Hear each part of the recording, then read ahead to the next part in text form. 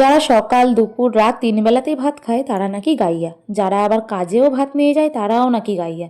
যাই হোক, সবার তো পছন্দ এক হয় না, কেউ রুটি খেতে পছন্দ করে, কেউ ভাত।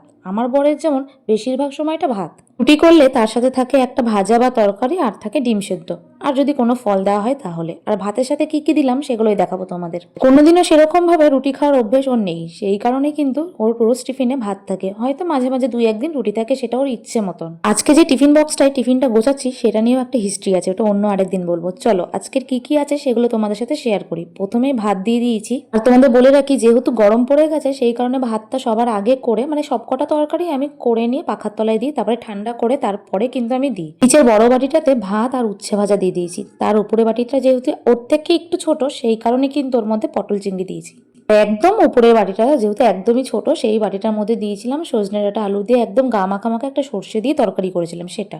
আমার মানুষটা ফল খেতে একদমই পছন্দ করে না, কিন্তু কদিন ধরে আমি জোর করে একটু ফলটা দিয়ে দিচ্ছি। আজকে যেমন দিয়েছিলাম মৌসুমি লেবু আর হচ্ছে একটু আঙুর।